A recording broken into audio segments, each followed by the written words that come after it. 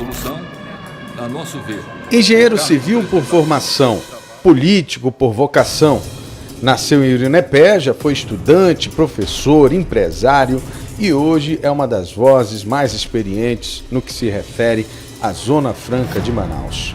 Atualmente é presidente do União Brasil no Amazonas e vai tentar mais uma vez o mandato na Câmara Federal, por onde já passou por 6 vezes, 4 delas de formas consecutivas. E apesar da defesa da Zona Franca, ele sabe dizer quem efetivamente tem culpa da gente estar passando por tanto aperreio. Você acha que todos os governadores que passaram aqui pelo estado do Amazonas fizeram o que tinha que ser feito dentro dessa condição econômica? Ou seja, trabalharam o que era possível trabalhar, por exemplo, para garantir para a gente, não um novo modelo econômico, eu não acredito nisso, mas algumas outras alternativas que se somassem à Zona Franca ou efetivamente tiveram falhas? Critico os governantes que não buscaram fazer investimentos, todos sem exceção. Exatamente. Que não fizeram... Aliás, eu vou te dizer uma coisa. O único que tentou fazer foi o ex-governador José Lindoso e por um dever de justiça.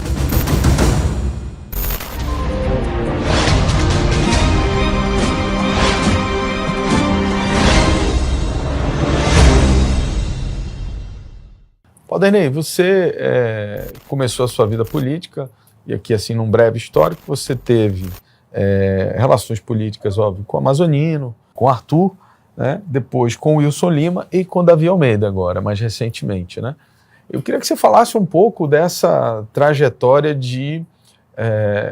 ela é uma trajetória do ponto de vista de gestão ou é uma trajetória do ponto de vista de ideologia política? Como é que você caracteriza essa sua trajetória envolvendo tanto esses grupos políticos que passaram pelos governos no Amazonas? Quando eu entrei na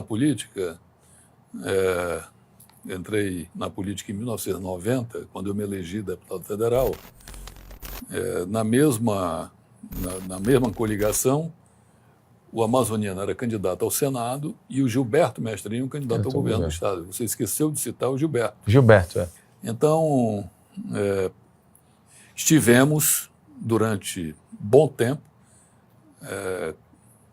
trabalhando dentro digamos assim, dentro desse grupo político. O problema é que essa questão de grupos políticos, isso evolui, teve nesse processo todo. Depois do Gilberto, veio o amazonino, que se elegeu em 1994, quando terminou o mandato do Gilberto. Ou seja, o amazonino era governador, que foi sucedido pelo Gilberto. Exato. Depois, a troca que eles faziam, né? O amazonino foi governador, eleito em 94, que sucedeu o Gilberto. E depois, em 98, teve a reeleição. Isso. O Instituto da Reeleição, e o amazonino se reelegeu. Ganhou do Eduardo, e depois veio o Eduardo, em 2002. E o Eduardo se reelegeu em 2002 numa disputa acirrada contra o amazonino, onde eu estava na chapa de Senado do amazonino, do senador do amazonino. Então, ou seja, é um processo político. É um processo político. Natural para você. Natural. E acho que, óbvio, a gente percebe que a gente não muda de lado. A gente tem alguns conceitos na política e esses conceitos a gente estabelece. Eu continuo sempre fiel a esses conceitos. Ou seja, eu tenho um partido. O meu partido chama-se Estado do Amazonas. O meu partido chama-se Defesa Intransigente da nossa economia, defesa dos empregos, defesa das indústrias que estão aqui, dos industriários da Zona Franca de Manaus. O meu partido também, em razão dessa defesa da economia, é fazer com que esses recursos possam chegar até o interior do Estado na forma de desenvolvimento. E aí eu queria aproveitar esse gancho que você falou da questão da economia, e eu tenho ouvido e feito aí uma análise um pouco mais ampla dessa situação do IPI. A primeira coisa é que a Zona Franca sempre foi alvo de muita discussão, sempre foi alvo de algumas ameaças, né, em vários governos, né, isso, a gente entende que isso não vem de agora, né, e entendo, inclusive, que essas pressões elas são naturais porque a gente tem uma condição diferenciada do resto do Brasil, né, e, obviamente, o resto do Brasil tem a intenção de querer diminuir essas vantagens que a gente tem do ponto de vista econômico. Mas existe um aspecto que eu acho que a gente pouco fala, que é o aspecto da posição dos governos ao longo desses 50 anos de existência da Zona Franca. E eu queria a sua opinião sobre isso. Você acha que todos os governadores que passaram aqui pelo estado do Amazonas fizeram o que tinha que ser feito dentro dessa condição econômica, ou seja, trabalharam o que era possível trabalhar, por exemplo, para garantir para a gente, não um novo modelo econômico, que eu não acredito nisso, mas algumas outras alternativas que se somassem à Zona Franca, ou efetivamente tiveram falhas? Muito bem colocado. Você sabe que, e você colocou muito bem, é muito difícil substituir um modelo vencedor como é o modelo da Zona Franca de Manaus. Aliás, é bom que se diga, é o único modelo de desenvolvimento regional que deu certo no Brasil. Então, eu lamento muito quando eu vejo alguns amazonenses criticarem e apoiarem a decisão do governo federal de reduzir a competitividade do polo industrial de Manaus via a redução do IPI.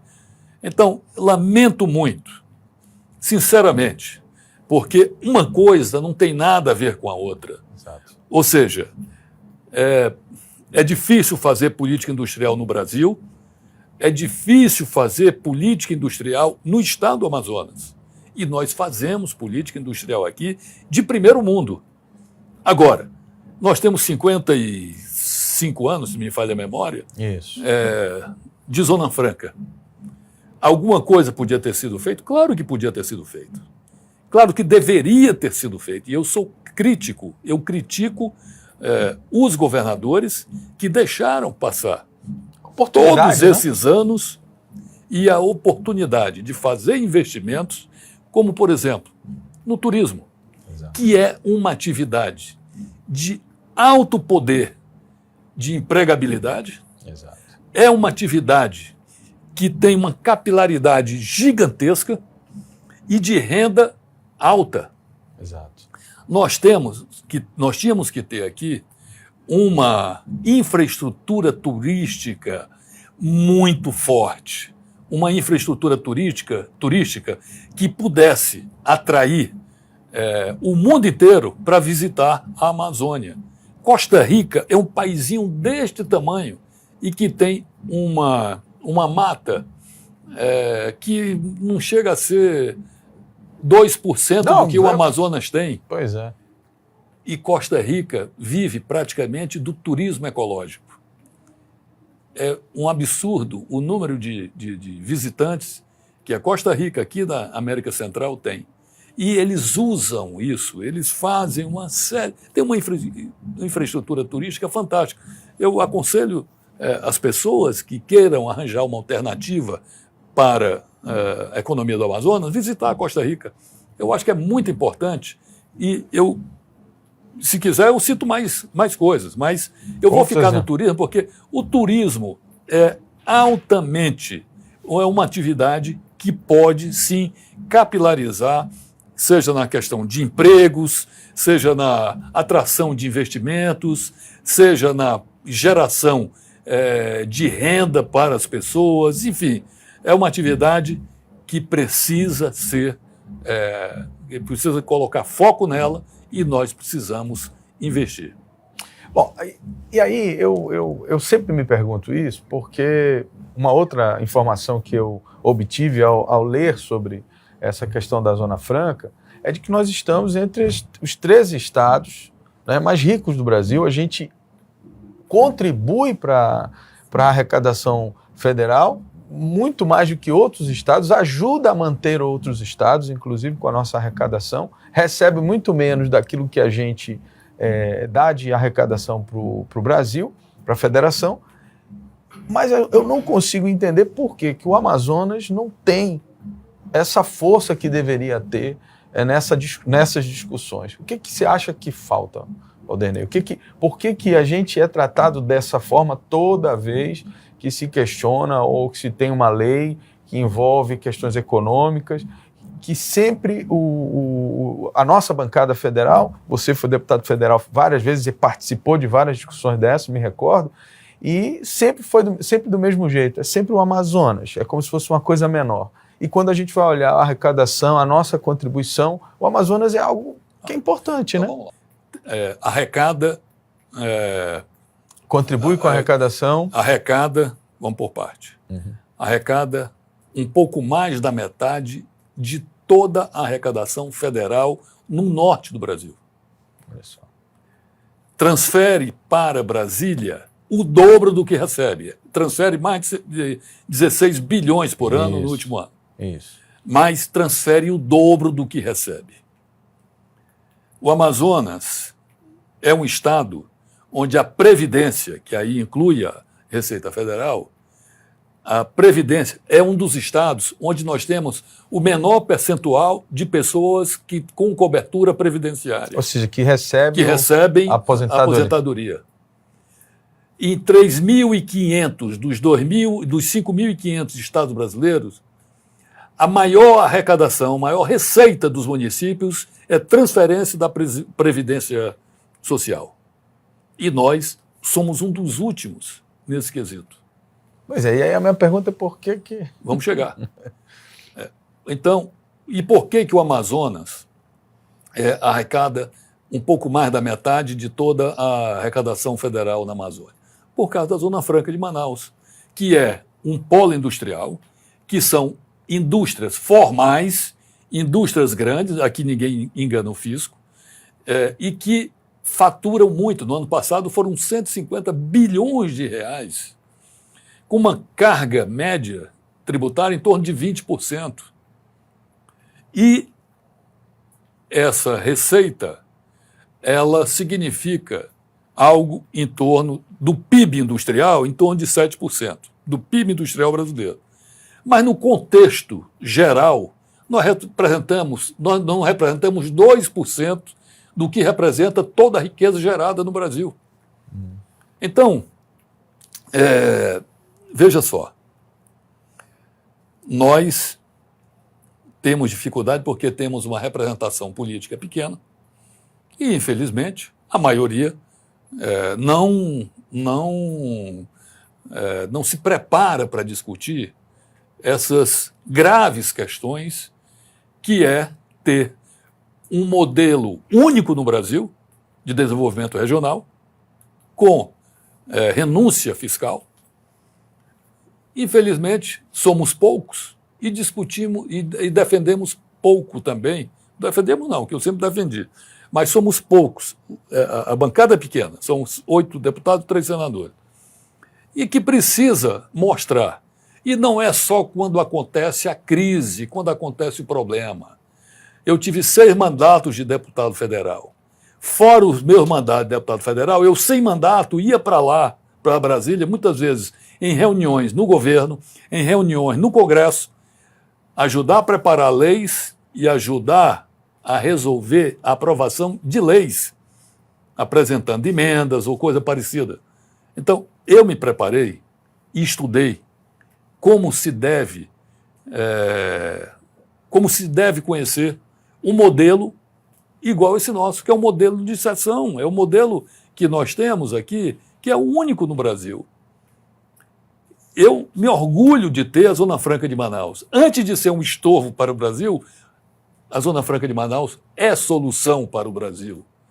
É solução não apenas por produzir riqueza aqui, numa área onde existe muita pobreza, mas é solução também porque nós conservamos a nossa floresta quase intacta. Agora estão queimando, estão devastando lá pelo sul do estado, está entrando O pessoal que vem do Paraná, do Rio Grande do Sul, do Mato Grosso, está entrando no Amazonas, porque, enfim, essa política aí que está acontecendo, que não tem cuidado com o meio ambiente.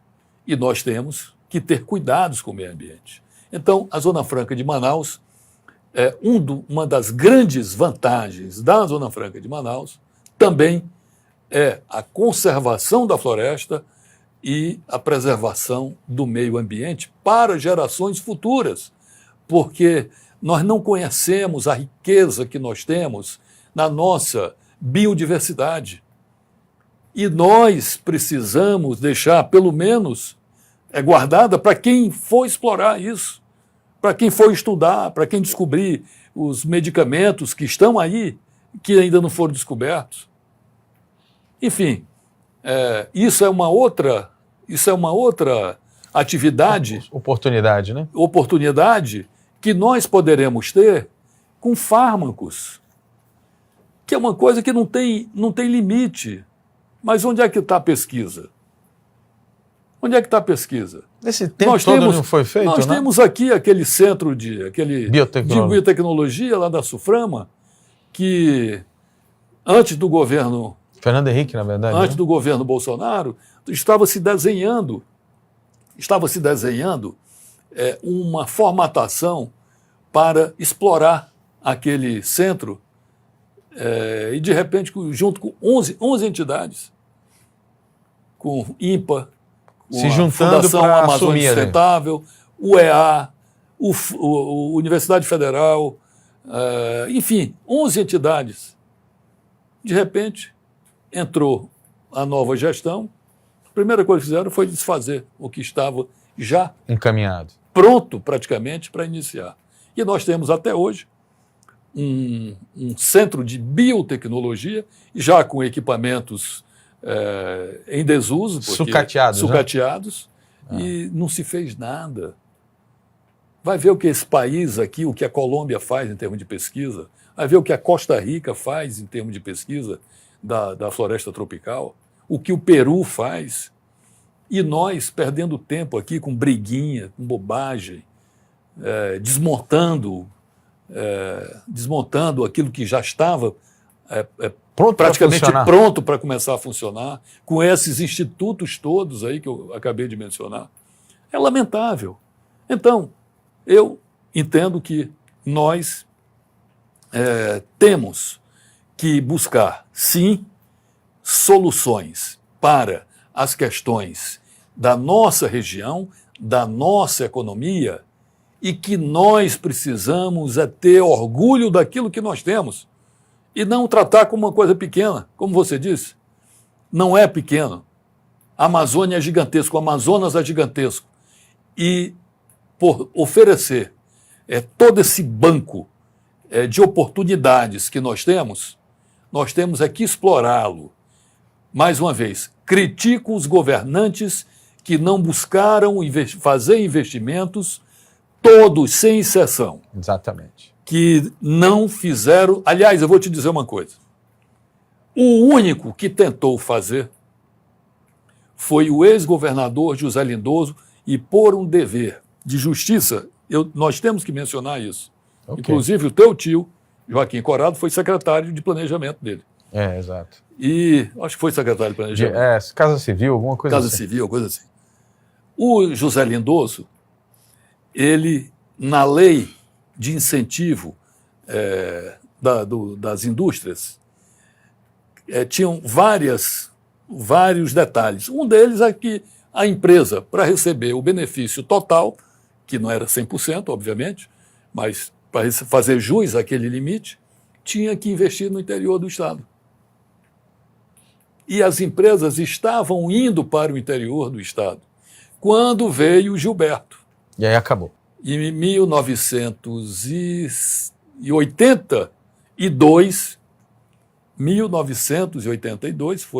ele se elegeu e acabou com isso. Refez, repactuou toda a lei, e as empresas que já estavam indo e já estavam instaladas, até em Barcelos, a Sharp tinha uma planta que produzia pupunha, produzia palmito da pupunha, produzia... Olha só, eu fico imaginando, né, Paulderney, como não seria o Amazonas, os municípios do interior, né? Se esse desenvolvimento que a gente vê aqui em Manaus alcançasse algumas cidades, ainda que não fossem todos, mas polos principalmente, né? A gente teria talvez um outro estado, Meu né? caro, o que eu estou falando aqui, eu já falei de duas alternativas. Uma é o turismo, e estou falando aqui agora do que nós já tivemos. Que acabaram lá no passado. Que foi acabado no passado. Mas nós temos também a pesca. Nós temos peixe aqui para dar e vender. Seja peixe para pescar esportivamente, seja para explorar esse potencial dessa riqueza proteica gigantesca que nós temos nos nossos rios. Agora, nós precisamos ter em mente que essas coisas sozinhas não andam. Nós não temos uma frota pesqueira adequada. O caboclo, o cara que tem um barquinho lá, ele vai com aquelas caixões de gelo, vai pescar. Aí joga aquelas malhadeiras gigantescas, pega um jaraqui. Aí daqui a pouco, não, tem outro cardume ali. Aí pega um peixe mais valioso do que o jaraqui, joga o jaraqui fora, porque a capacidade do barco dele é pequena. Ou seja, jogando riqueza, proteína. Quantas pessoas estão morrendo de fome no mundo? E nós aqui jogando comida por fora. Falta de estrutura e de investimento, né? Então, eu acho que, realmente, mais uma vez, critico, sim, os que deixaram de fazer investimentos para buscarmos alternativas também para o interior do Estado. Mas não há nenhum substituto à altura do polo industrial de Manaus, da legislação da Zona Franca de Manaus, no que tange a questão industrial, no curto, no médio ou no longo prazo, para substituir essa riqueza ou esse faturamento de 150 bilhões de reais por ano. Bom, você já figurou algumas vezes como um dos parlamentares, né, um dos deputados federais mais influentes do Brasil. E eu estava lendo sobre isso, né, me preparando para a entrevista, e vi que a referência que fazem ao seu nome é exatamente por conta da sua experiência nas negociações de leis e tal, né, na composição das discussões no Congresso, relacionadas principalmente à questão tributária, às leis, como você já citou aqui, na preparação de leis e tudo mais. E aí eu queria fazer uma pergunta um pouco mais técnica, e se você pudesse simplificar, né?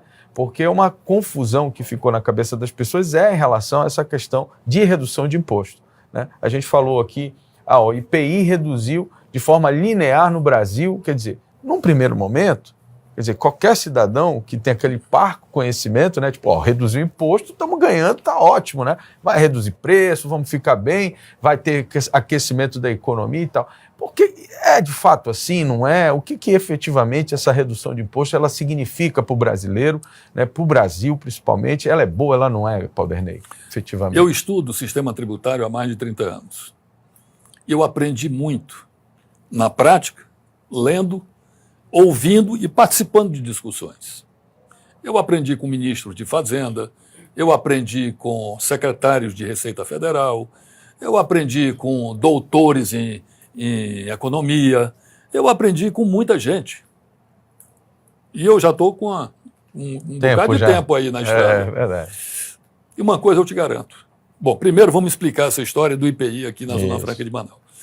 O IPI é um imposto que o governo federal usa junto com imposto de renda e junto com imposto de importação para fazer arrecadação e transferir para os estados como fundo de participação dos estados, é constitucional, e para os municípios com o fundo de participação dos municípios. Arrecada, divide e entrega. Arrecada, divide. Ainda tem os fundos constitucionais, aqueles fundos regionais e tal, para promover o desenvolvimento econômico.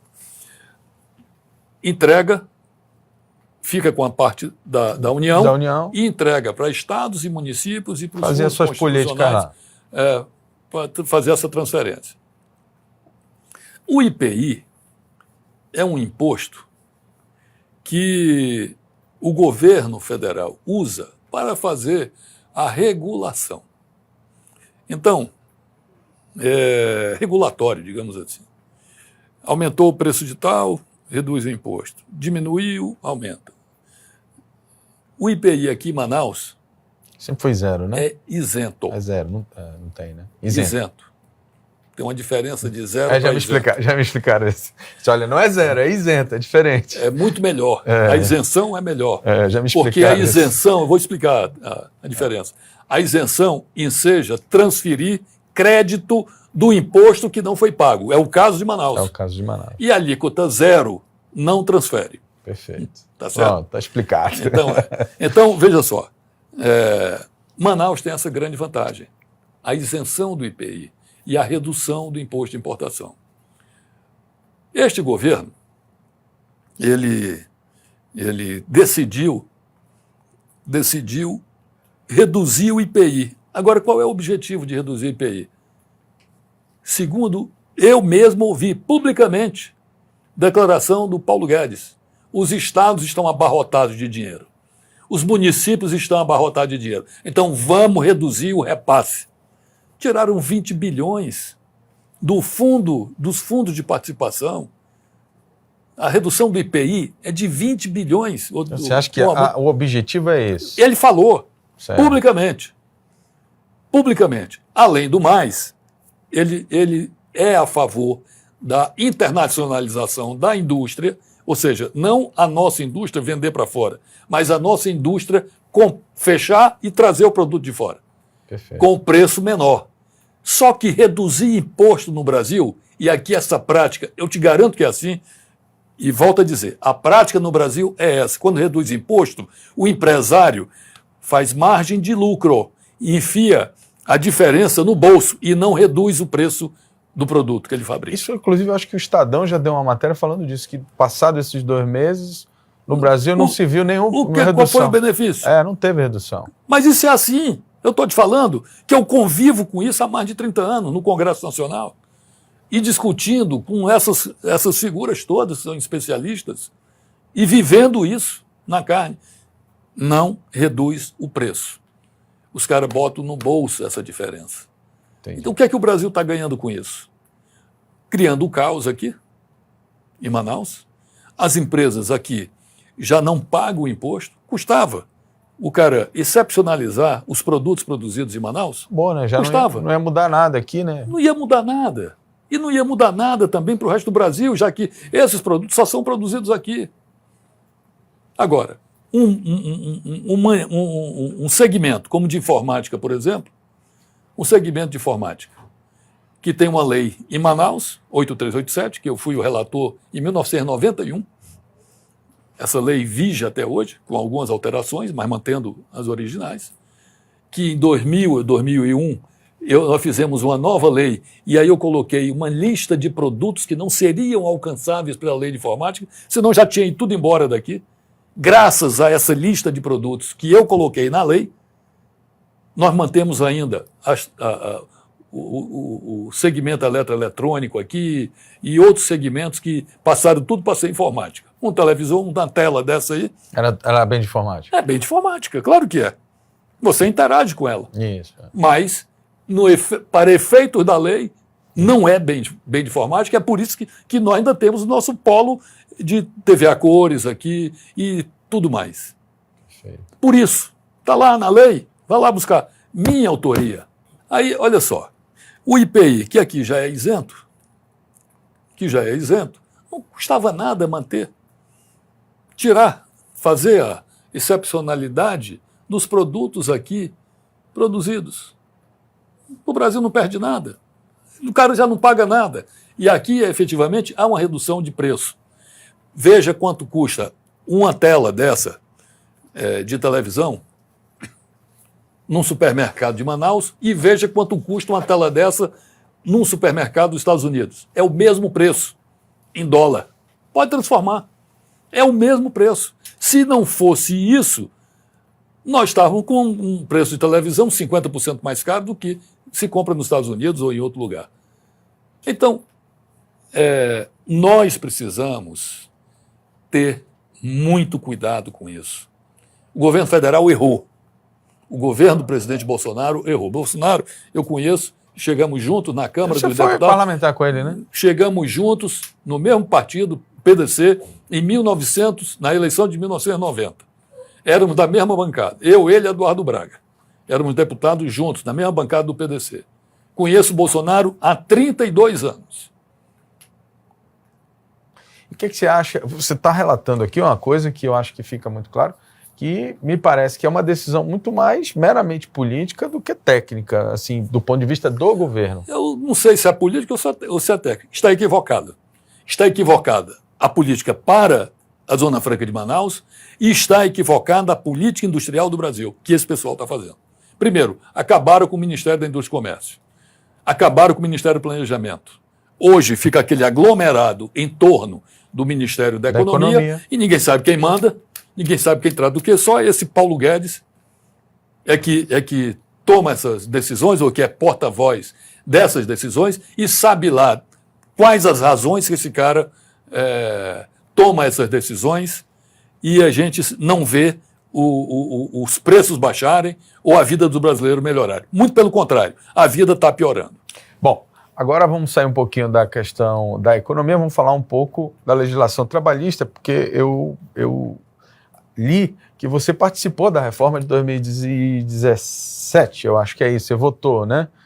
Você participou dela. E eu queria que a sua visão sobre se essa mudança na legislação trabalhista, se você considera ela um avanço, se a gente teve realmente um avanço do ponto de vista econômico, até mesmo das organizações empresariais, sindicais, etc. Não, eu acho, no momento, acho que a gente precisava realmente fazer uma mudança. Eu acho que tem que, se não deu certo, reavalia.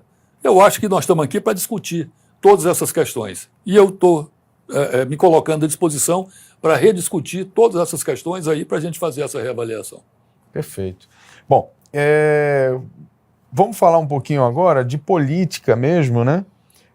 Eu estava lendo aqui e percebi que você acabou sendo vítima em algum momento desse Brasil polarizado, né? Eu acho que teve um episódio acho que foi em 2016, que você foi abordado no aeroporto, gerou uma certa indisposição com alguns correligionários, e naquela época eu lembro que a gente estava discutindo o impeachment da Dilma, né? Tinha toda aquela discussão. Eu queria que você falasse um pouco dessa exacerbação, né? Eu vou classificar dessa forma, que a gente está vivendo desses movimentos políticos, né? A falta de equilíbrio, vamos dizer assim. Eu sempre tive lado. Eu não fico em cima do muro. E eu fui um dos líderes, eu era o líder do meu partido, na época, Democratas, e eu conduzi o partido para fazer o impeachment da Dilma. Óbvio, a Dilma estava acabando com o Brasil. Estava acabando. E ela deu os motivos, e nós trabalhamos para isso.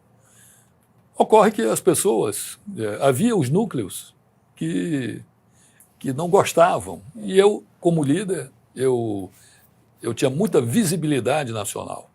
Sim. Então... Tinha que dar entrevista, né? Era de manhã, de tarde, de noite, de madrugada, eu estava explicando, em todas as televisões, o tempo todo. Então, eu praticamente assim, eu trazia para mim, em razão dessa visibilidade, um foco das pessoas que gostavam e que não gostavam de mim também. E os partidários do PT e tal, aquela coisa toda que não gostavam de mim.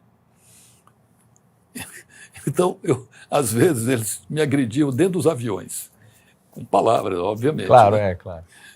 E no dia do impeachment da Dilma, eu viajei para cá, e esse fato que você está relatando aí foi exatamente no dia que a Dilma saiu.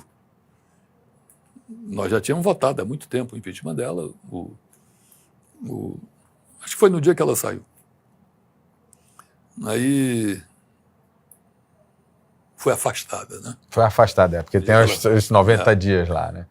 O dia que ela foi afastada. Pega o avião, vem para cá, e tinha várias pessoas indígenas dentro do avião, que vinham também. E aí, quando eu cheguei aqui, tinha uma comitiva me esperando, com cartaz, e realmente partiram para cima de mim. E aí, Valderlei? Não, aí eu fui lá tentar me defender e saí distribuindo supapo também. Entendeu? Ou seja, acabou não dando nada. Ninguém me bateu, eu não bati em ninguém também. Foi só aquelas agressões. O ânimo exaltado. Aquelas agressões verbais, mas até hoje, passado todo esse processo, eu até entendo as razões dessas pessoas que tinham raiva de mim, me agrediam dentro do avião com palavras e tal, sem me conhecer, sem saber, mas vinham para cima. Eu tenho várias queixas, vários BO que eu fiz na Polícia Federal, depois eu tirei tudo. E, aliás, não foi só você, né? Eu acho que tiveram de todos os tipos, né? Naquela época, muita gente foi alvo. Né? Inclusive, gente da esquerda foi muito mais alvo, eu acho, né? Eu lembro dos senadores, né? Sendo interpelados ali no... Mas eu tinha muita visibilidade, então eu atraía muito... Eu chegava em qualquer lugar do Brasil, qualquer cidade brasileira. Eu já reconhecia, né? As pessoas ou me homenageavam ou me xingavam, né? Dependendo de que lado era o negócio. Mas era essa hoje eu vejo com naturalidade. Naturalidade. Você acha que é natural do processo político? Do político? Só não acho natural essa polarização que está hoje. Eu acho que não precisa chegar a esses extremos. Nós estamos vivendo uma polarização que está meio doentia. Entendeu? Nós precisamos praticar política, gente. Nós precisamos fazer política. Política é o diálogo. Política é né? diálogo. Não construção, gostou, okay, né? Argumenta. Mas não já vai. Tem a história de cancelar e tal, e agride, e fala um monte de bobagens e tal, faz agressões verbais, aí monta, agora tem um monte de recursos, desses aplicativos e memes, tal. Né? São os memes? Não é meme, não. Bota o cara fazendo o discurso que ele nunca falou. Fake. O cara bota lá e a voz e tal. Bota o cara falando que ele nunca falou. E dá um monte de coisa e tal. Pô, não precisa disso. Eu acho que a política, ela precisa ser exercitada na sua plenitude. Ok, é de direita, é de esquerda, é de centro, é de centro. Vamos discutir. Vamos conversar. É assim que se faz política. Entendeu? Eu respeitando os teus direitos, respeitando os direitos de cada um e respeitando os pontos de vista de cada um, isso é democracia. Então, se nós estamos num país democrático, vamos fazer democracia, a discussão democrática. Eu concordo com isso. Não é fazendo agressão. Isso é um ladrão, isso é não sei o quê, e tal. Ok, liberdade de expressão. Ok, então tu também é ladrão. Acabou. Ok, pronto. Agora, Paulderney, vamos agora juntar as peças, né?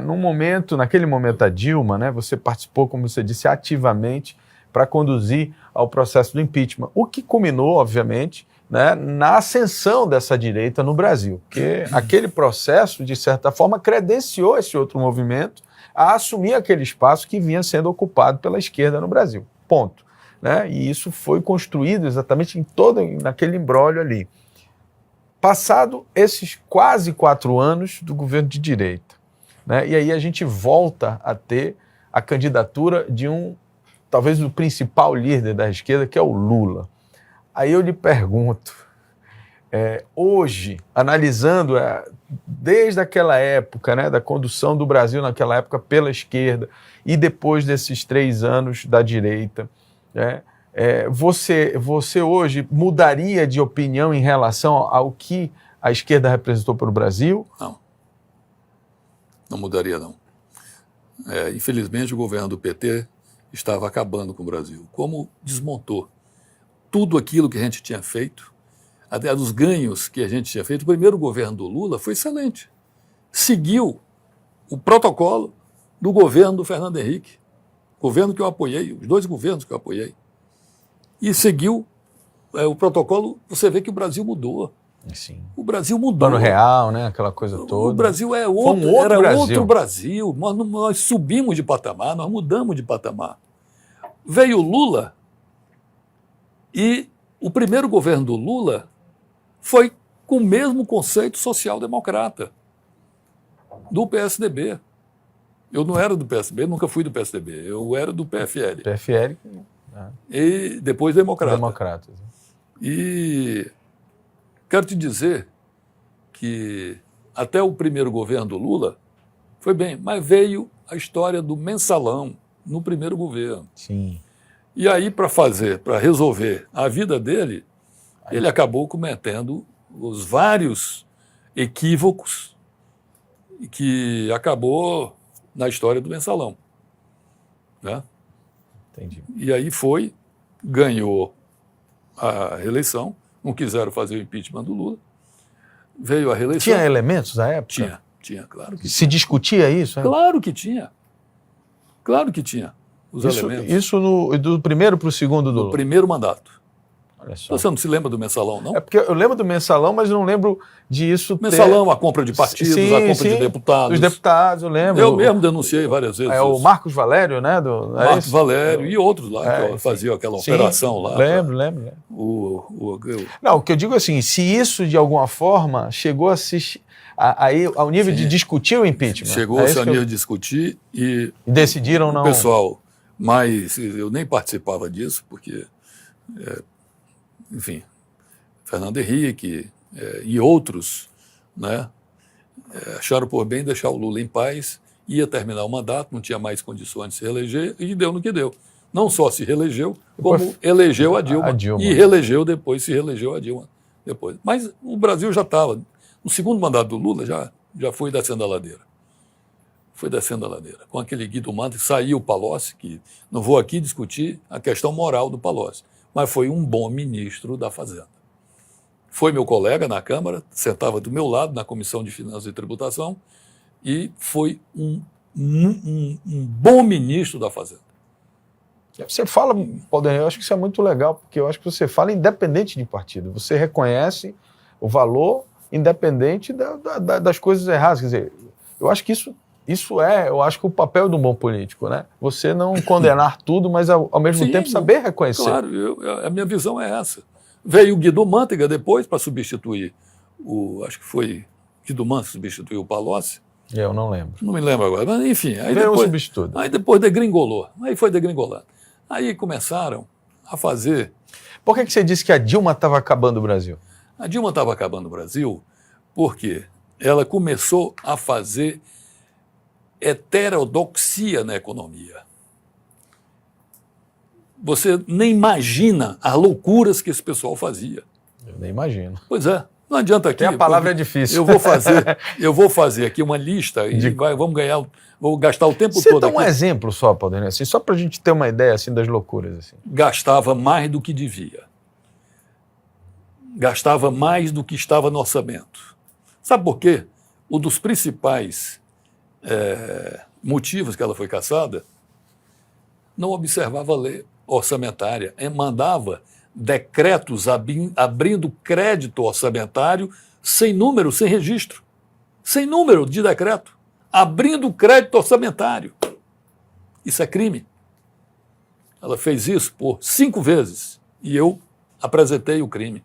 Acho que foi e foi usado na peça. Da peça, né? Quem apresentou fui eu. Quem apresentou fui eu. Então, isso é crime. Sem contar outros crimes que o secretário do Tesouro fazia. Enfim. Muita coisa. Muita coisa. Bom, Paulo, voltando agora um pouco para a nossa atualidade, depois dessa viagem aí no tempo, eu queria que vamos falar um pouco do União Brasil, que é o seu novo momento, né? Você participou agora da construção desse novo partido. E eu queria fazer uma pergunta sobre isso, exatamente na seguinte forma. Por que a União Brasil foi criado? Olha só, nós, em 2017, eu digo nós, eu votei também a reforma eleitoral, político-eleitoral.